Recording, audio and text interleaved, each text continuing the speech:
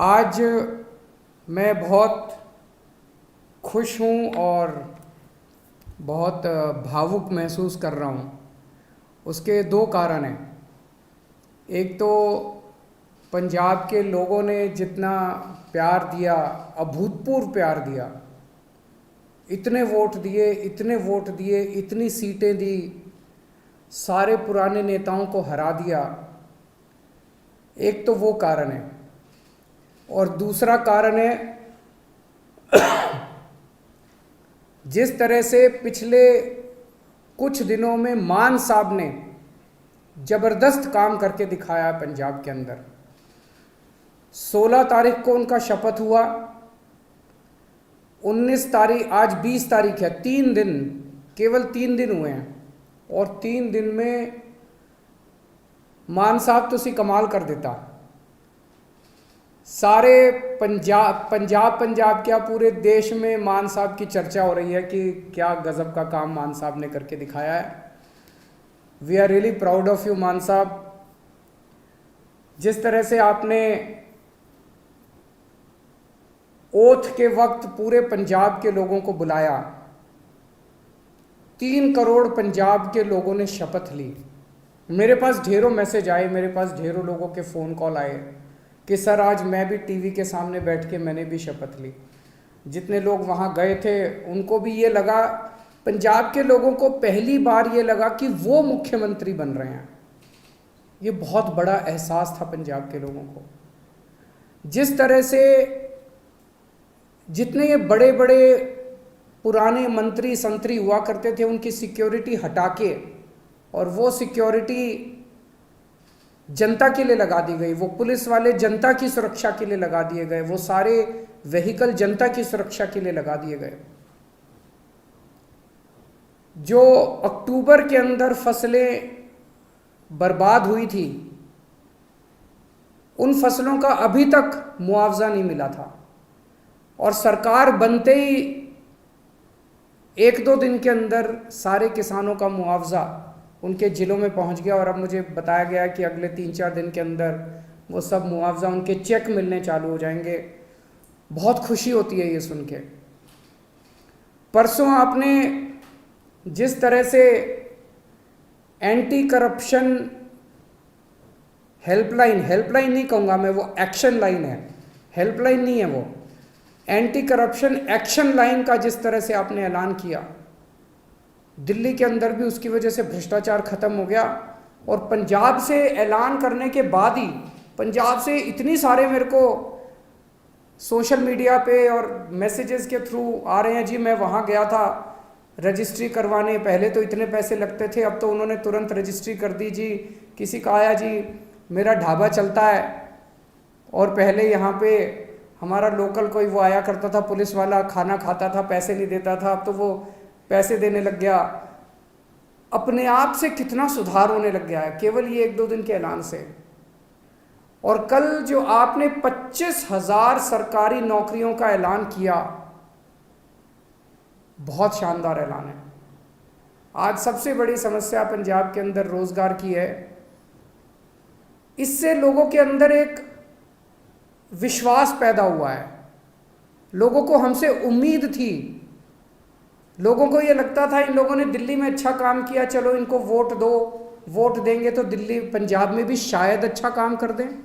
लेकिन पिछले 3 दिनों के अंदर मान साहब आपने जो ऐलान किए और जो काम करके दिखाया है, वो उम्मीद अब धीरे धीरे लोगों की विश्वास में बदलती जा रही है। ये बहुत बड़ा काम है। आपको बहुत बहुत बधाई देता हूँ। बहुत शानदार जीत, बहुत शानदार शुरुआत है आपकी। भगवान से प्रार्थना है, वाहिगुरु जी से प्रार्थना है कि आपको इसी तरह से शक्ति दे, ताकत दे और आप इसी लगन के साथ पंजाब की सेवा करते रहें। एक तरफ आप इतना शानदार काम कर रहे हैं, आपने ओथ भी ले ली, हमारी सरकार भी बन गई, हमारे मंत्री भी बन गए, इतने सारे काम भी कर दिए। और दूसरी तरफ भारतीय जनता पार्टी है जो 4 राज्यों में जीती थी, अभी तक उनसे सरकार नहीं बन पा रही। अभी उनके लड़ाई झगड़े चल रहे हैं, किसको मंत्री बनाएं, किसको ये बनाएं, किसको वो बनाएं। काम तो वो क्या करेंगे, उनसे उनकी सरकारें ही नहीं बन पा रही। कैबिनेट में जो जो मंत्रियों को कल शपथ दिलाई गई थी, मैं उनको बधाई नहीं दूंगा, मैं उनको शुभकामनाएं दूंगा।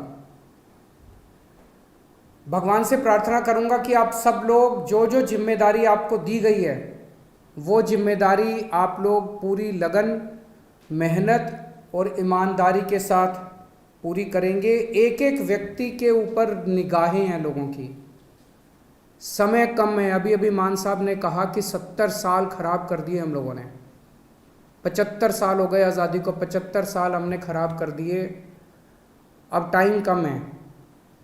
हर एक मंत्री को मान साहब टारगेट देंगे, भाई तुमको इतने दिन में इतना काम करना है, इतने दिन में इतना काम करना है, इतने दिन में इतना काम करना है।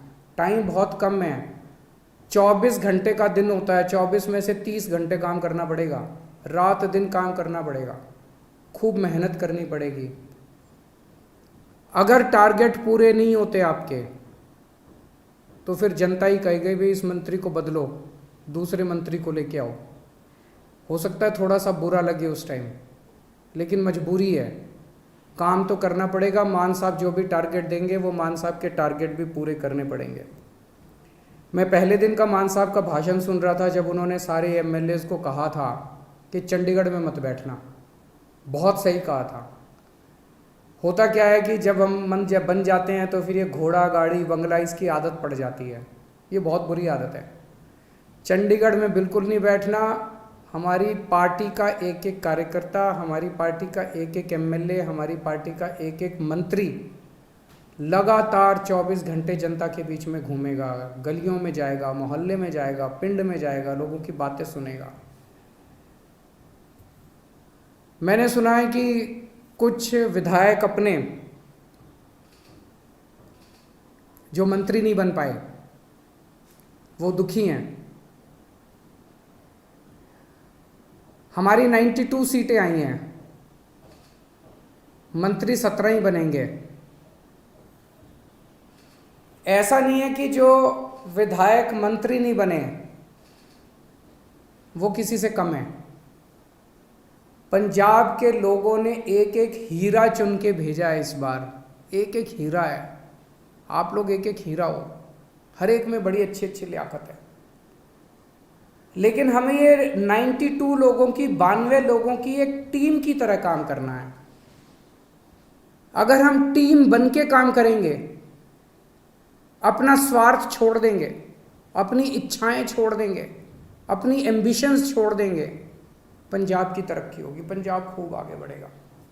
और अगर हमारी एक एक आदमी की इच्छाएं आगे आ गई, मोह आगे आ गया, लालच आगे आ गया, मेरे को ये क्यों नहीं मिला जी, मेरे को वो चेयरमैन ही क्यों नहीं मिली जी, मेरे को ये विभाग क्यों नहीं मिला जी, मेरे को मंत्री क्यों नहीं मिला जी। अगर हम सारे अलग अलग अपने हिसाब से काम करेंगे, पंजाब हार जाएगा। पंजाब की तरक्की के लिए ज़रूरी है ये 92 लोगों की एक टीम की तरह काम करना, अपने को मजबूत टीम की तरह। उस टीम का लीडर है भगवंत मान। आप सबके लिए मैं बड़े भाई की तरह हूँ आपको गाइड करने के लिए, लेकिन भगवंत मान की लीडरशिप के अंदर आप सब लोगों को मिलके एक टीम की तरह काम करना है। सबको जिम्मेदारियां मिलेगी।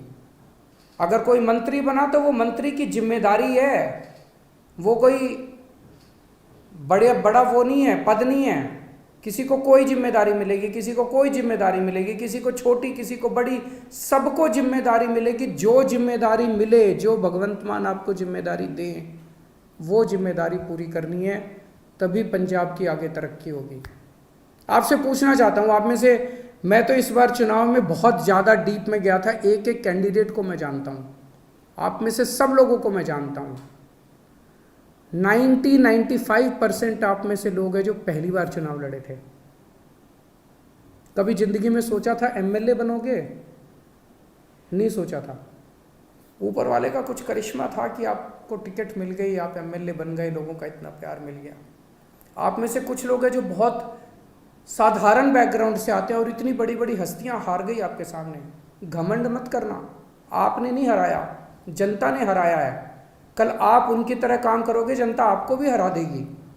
कभी घमंड मत करना।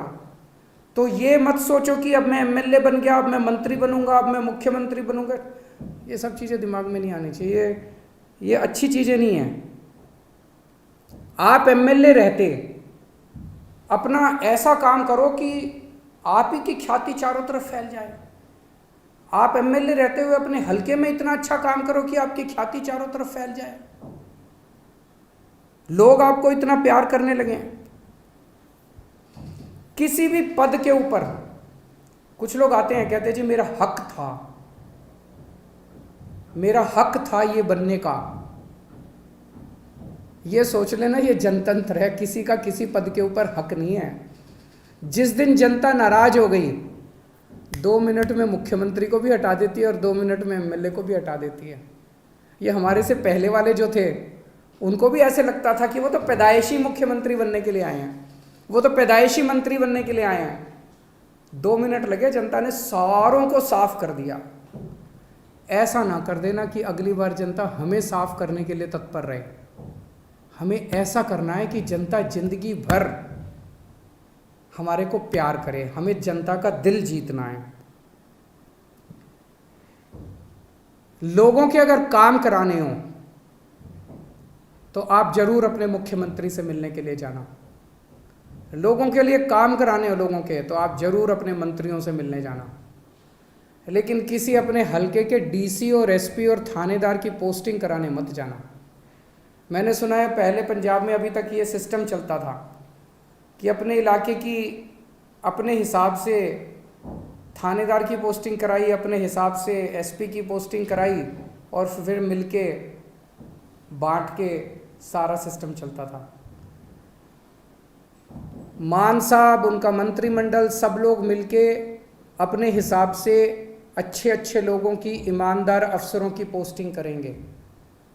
वो पोस्टिंग करें। अगर कोई अफसर आपका काम ना, जनता का काम ना करे, आप ये शिकायत लेके जाओ। लेकिन किसी की अपने हलके के पोस्ट एसपी की और थानेदार की और डीसी की पोस्टिंग कराना, वो मान साहब के ऊपर छोड़ दो, वो करेंगे। मंत्रियों के ऊपर छोड़ दो, वो करेंगे। और अगर कोई करप्शन करे तो वो बताओ।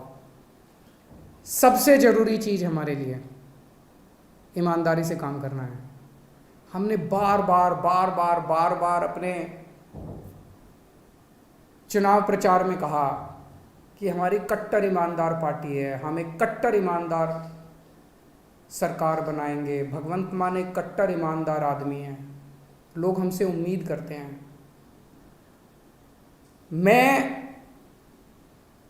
कुछ भी बर्दाश्त कर सकता हूँ, बेईमानी बर्दाश्त नहीं कर सकता, पैसे की चोरी बर्दाश्त नहीं कर सकता, जनता के पैसे की चोरी बर्दाश्त नहीं कर सकता।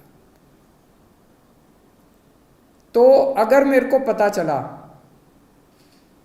मान साहब को पता चला कि कहीं किसी ने कुछ गड़बड़ की, तो फिर एक भी मौका नहीं देंगे। वहां मौके की कोई गुंजाइश नहीं है।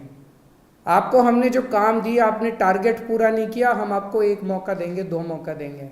लेकिन अगर आपने कहीं गड़बड़ की तो पहले मौके में ही सख्त से सख्त सजा मिलेगी। जो सजा जनता को मिलती है उससे दुगनी सजा अपने वालों को मिलेगी। फिर जनता ने बहुत भरोसा किया है, जनता के भरोसे को तोड़ नहीं सकते। बेईमानी मत करना और कुछ भी कर लेना, बेईमानी मत करना और जनता के साथ बदतमीजी मत करना।